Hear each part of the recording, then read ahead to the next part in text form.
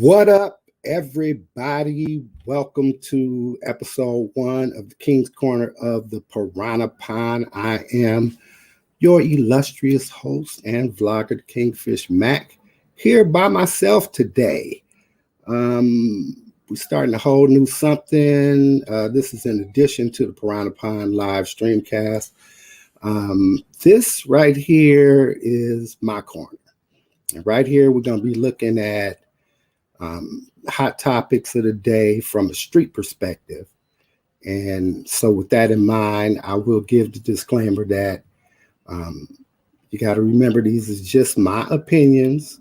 So remember that whether it's real or whether it's right, it's always going to be raw because you're getting it from the KingFish. So what's going on today, people? What is in the news?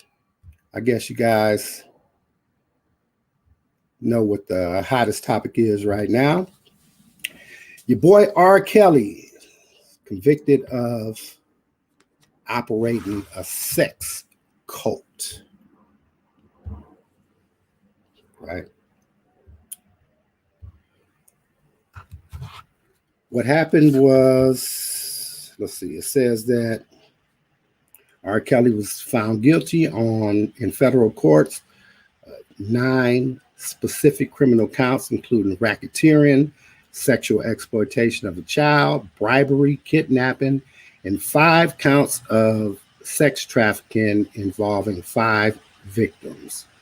Remember, you guys, that he was charged with something similar to this 13 years ago in Florida and beat the case.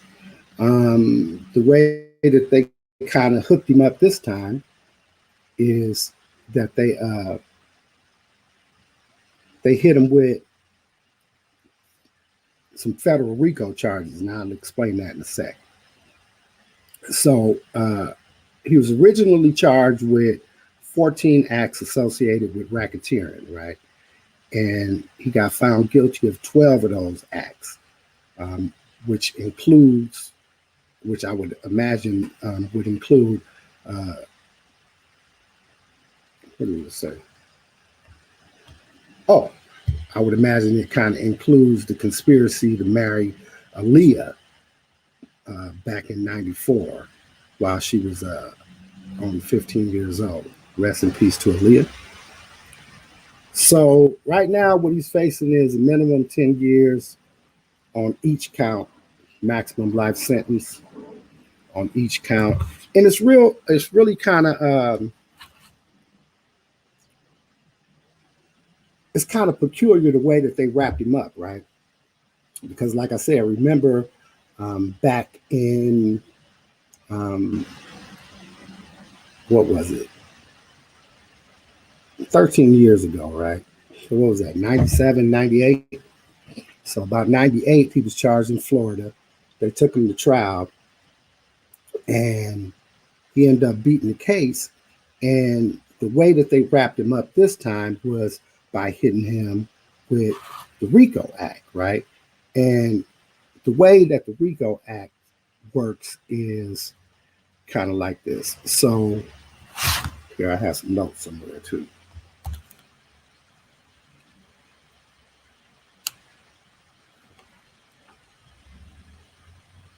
Oh, okay, here it is. So the RICO Act, right? It requires, RICO stands for racketeered influenced corrupt organization. And it basically was put in place to kind of fight the mob, right? And it is, what it is it, and this is just from a layman's terms, I'm not a lawyer, so don't take this as legal advice.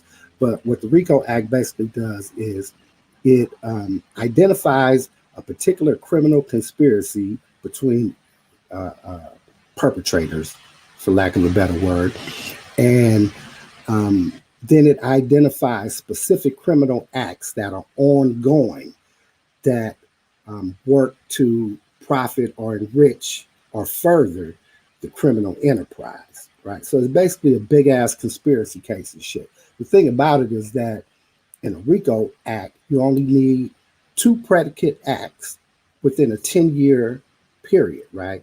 A 10-year continuing period. So I could do some shit with my nigga today, right? And then turn right back around and do some shit with them 8 years from now that is of the same type of nature, and they can hit us with the RICO Act. And basically it's used because it's the life top, is used to get people to flip on the higher ups who generally don't have no hand-to-hand culpability with criminal acts. What's peculiar is in this particular case, right? What they did is they took all the predicate acts that involved, all this bullshit that this dude was doing over the years when it came to women and young girls, right? So all the sexual and mental manipulation. I think we may have heard tapes and shit where the dude was kind of going big on a girl or some shit like that, kind of really making her feel inferior. Some of the tactics that we kind of heard about him using was pitting girls against one another, for his affection type of thing, right? So a real competitive type of angle inside of the house or the family, however the fuck you want to call it and shit, right?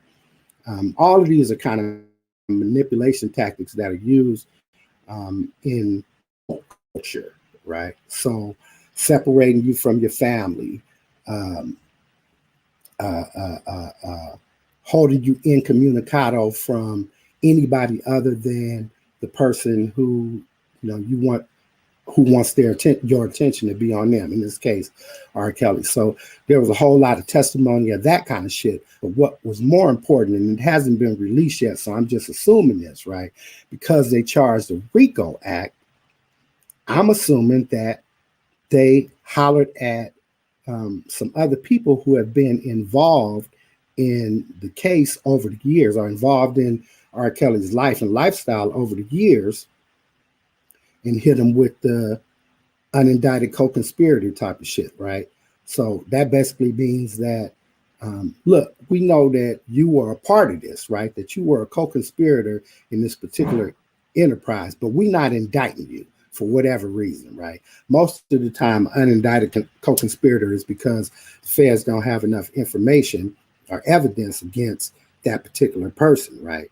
But a lot of times what they'll do is, especially if they got some softies, some people that, have no fucking, they have no familiarity with the justice system, people that are kind of scared of being caught up, they'll use those kind of threats to get you to talk, right? In a situation where maybe you wouldn't have wanted to talk naturally. So the fact of the matter is that after all of these years, remember back in the trial in Florida, there was no witnesses, right? It was all circumstantial and physical evidence and shit, right? The tape of which this nigga said it wasn't him. They had nobody to kind of get on the stand and verify that this was him, that these things that happened, this, that, and the third. And you had no victim testimony either, because apparently, allegedly, the victim was paid off not to come and testify.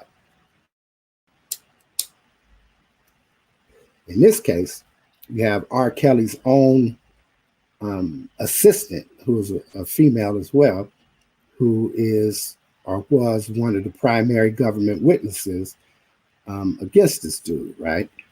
Now, you can only imagine the kind of shit that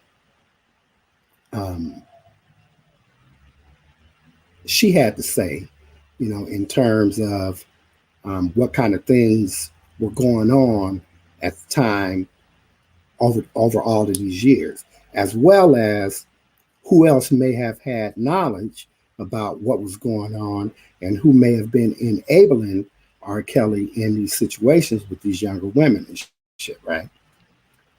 So basically, say if I was the feds, right, what I would do is I would come in and immediately say some shit like, okay, well, look, um, either you're going to come in and give me some fucking information on what it is that's going on, or your ass is going to be charged right along with R. Kelly, right? And in a scenario with that, I mean, in a scenario like that, what you would pretty much expect is that somebody is going to immediately, jump into that cooperating witness frame, right? Because who in the fuck wants to, first of all, if you work with R. Kelly for all these years, you was doing whatever your particular job was, right? That put you in a space where you was able to kind of see some shit that was kind of untoward. But all these years you ain't said shit, right? The reason why you probably haven't said shit is because you, number one, you don't want to jeopardize the cushy position that you have with this, world renowned, famous person. That's the first thing. Secondly, who the fuck want to be associated with, such a salacious issue as, child pornography, fucking, sex cults and all the other shit. Plus, you have some real down and dirty criminal conspiracy shit going on as well, right? Because so far, all we've been talking about is R. Kelly and his sexual habits, his proclivities in terms of how he deals with particular women. And then the idea that some of these women may have been minors, right? Okay. Now what you have is testimony that several of these women were minors, right? Because you have upcoming case where he's being charged with some kind of sexual deviancy against 4 minors, 3 in Illinois and 1 in, I want to say, Wisconsin or Massachusetts or another state, right? So he's got some more shit coming up. But all these things arise out of the investigation where they were able to determine and get testimony, at least depositions from individuals that stated that, yeah, I was 16 years old, 15 years old, or whatever the fuck, and was having a sexual relationship with this dude. Not only that, part of the testimony that was released, the audio testimony that was released, alluded to a younger juvenile male who was being groomed by R. Kelly. Now, groomed is in quotes. We don't know what the fuck that means. It could have been being groomed as the next singer, writer, producer, musician, artist, or he could have been being groomed to be the next male, to step up in a leadership position in this cult, quote unquote, of all these fucking females that allegedly has been being run by R. Kelly.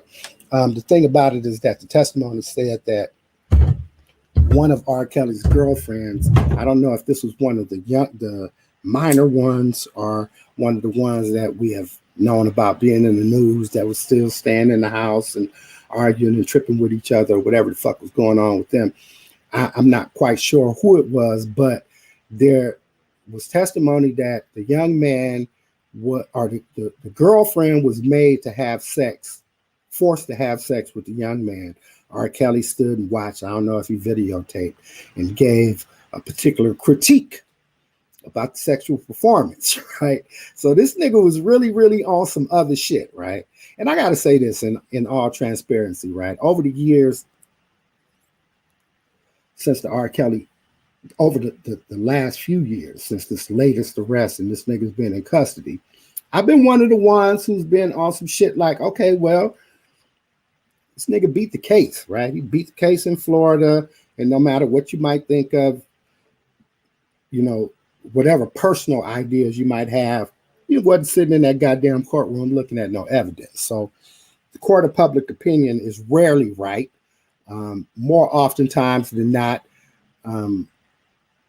we're operating on sheer emotion and not factual evidence. And I'm a nigga that needs to see the receipts and shit, right? So for the major part of this time that this dude has been locked up, I've been on somewhere just wait and see shit, right? Because we really didn't have no more evidence other than the fucking documentary and a bunch of rehashed accusations by people that didn't have nothing to do with shit. You got to remember that the indictments and all of the fucking records have been sealed, right, by the federal courts. The only thing that has been released is an audio tape of one of the victims' testimony on the stand. So any fucking perception that we might have had about what was going on or what was true or not true prior to yesterday was bullshit speculation at best, right? And I'm not in the business of speculating. I'm in the business of opining. So in my opinion, it was a question that still needed to be answered by the jury. Guess what? The jury answered it, right? Jury answered it, and it appears that, this nigga was really stepping in the name of more than fucking love around this bitch, right? A lot of the fucking shit that R. Kelly has been convicted of so far is reminiscent of a lot of cult leaders like Jim Jones. What's the boy's name down in Waco that burnt up everything? The feds burnt all this shit up. All these people seem to be deviants with God complexes, right? And would utilize whatever fame, infamy, notoriety, popularity, charisma to generate a particular type of following.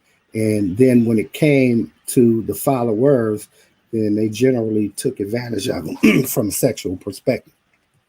So, again, this brings a real interesting question for me from a legal perspective is in terms of the racketeering, right?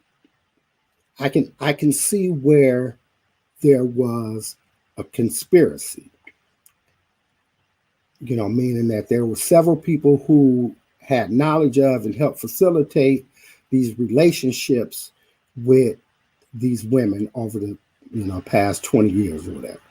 I can also see where that conspiracy can be deemed to be criminal because, what we're learning, well, two things. First of all, the Leah shit was real and she was 15. That's criminal, right? Secondly, we have other minor women, who have been taken advantage of sexually by this dude. He's been convicted of it. And anybody who helped facilitate that would be helping to facilitate a criminal conspiracy or would be conspiring to help facilitate a criminal act. What I'm not understanding is where's the profit? Because the RICO Act is pretty specific about the enrichment angle, right? That there definitely seems to have been a fiduciary monetary profit or equitable profit. And I'm not quite sure if we can deem sexual activity, and deviant sexual proclivities as being profit per se. Well, it's questions for your ass and shit, right? Thanks for joining me. This has been episode 1 of the King's Corner of the Pond. Like, share, subscribe. You guys know what to do, man. Join us on the Piranha Pond Streamcast live at 5 on YouTube and Facebook Live, as well as Twitch, my KingFish 104 channel. What else? Pretty much that's it. Y'all know what it is, and y'all know what it's been. I am the KingFish. Holla black.